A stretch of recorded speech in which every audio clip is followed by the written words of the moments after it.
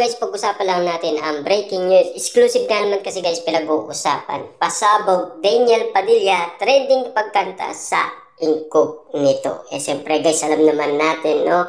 Si Daniel Padilla ay naging patok nga naman kasi ang kanyang teleserye kahit na walang Catherine Bernardo. Kahit na sa pag-awit nga naman kasi guys, trending na trending pa rin si Daniel Padilla. Yan kasi guys ang inaasahan nating makita dahil noon kasi guys ay pinag-uusapan na iina na ang karera umano guys ni Daniel Padilla.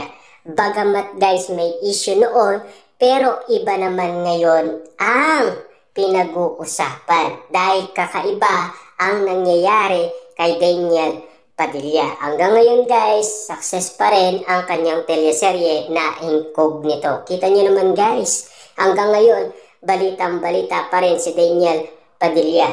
Maganda pa rin guys ang kanyang angarin.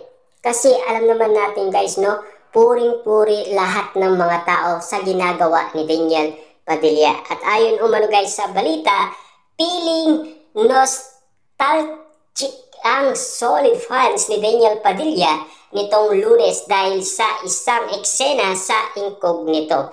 Sa latest episode kasi ng Kapamilya Action series ay may nakakaaliw na eksena kung saan tumugtog ng gitara si Daniel Padilla sabay kanta ng live na Bilog na Naman ang Buwan na pinasikat ng bandang Tropical Depression noong 1994. Na alam naman natin kasi guys, si Daniel Padilla ay naging magaling umawit dahil sa kanyang tito na isang Padilla din. Na alam naman natin guys, yun ay naging bahagi din ng buhay ni Carla Estrada dahil nagkaroon sila ng anak na ang pangalan ay si JC Padilla. Na alam naman natin guys, kinasal na ang kapatid ni Daniel Padilla. Na alam naman natin kasi guys, kung malalaman lang natin ang naging buhay ni Daniel Padilla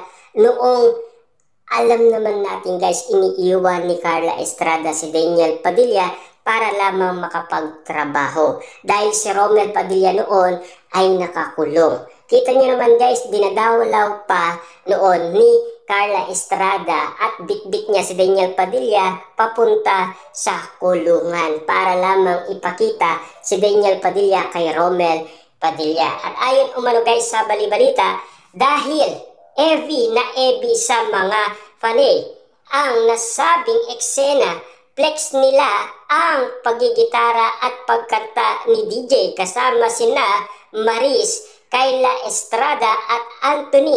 Comment nga ng isang netizen sa X, suddenly it feels nostalgic, ngayon ko lang pala ulit nakitang tumugtog ng gitara si Daniel while singing, mas lalo tuloy akong na-excite for his music comeback. Na alam naman natin guys, meron music tour si Daniel Padilla sa September ayon umano kay Tita Lerma. Dahil alam naman natin guys, no, exclusive na yan na balitaan natin at alam naman natin guys, kasama niya si Ian na nakasama ni Daniel Padilla sa Incognito. Siyempre guys, marami daw silang pupuntahan.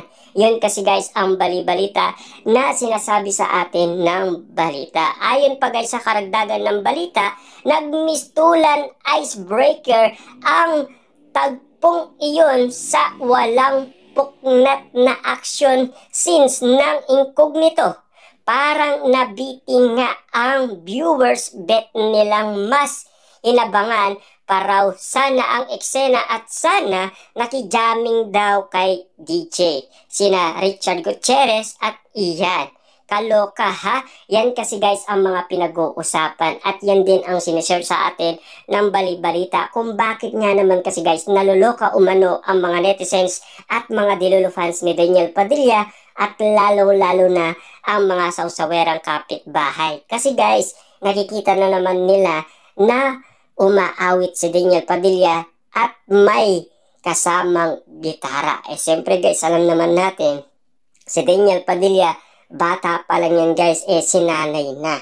Na alam naman natin guys, malaking tulong sa kanya dahil natuto siyang umawit. At lalo-lalo na guys, no, pakiramdam ni Daniel Padilla sa kanyang pagiging action star na matagal niya nang pinapangarap na talagang yan ang gusto niyang gawin noon pa man. Kaso nga lang guys, kailangan niya munang magpakilala sa lahat ng mga tao.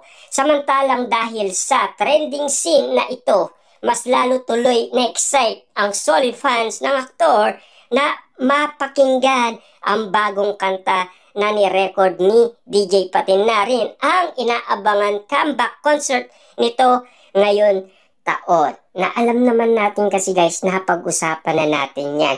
Kung pwede nyo yan guys balikan, pwede nyo silipin yan. Nasa channel lang natin yan guys, kasi alam naman natin guys, si Daniel Padilla matagal na yan inaabangan sa US. Kasi yan kasi guys ang matunog ngayon at yan din kasi guys ang bali-balita. Kita nyo naman guys, no?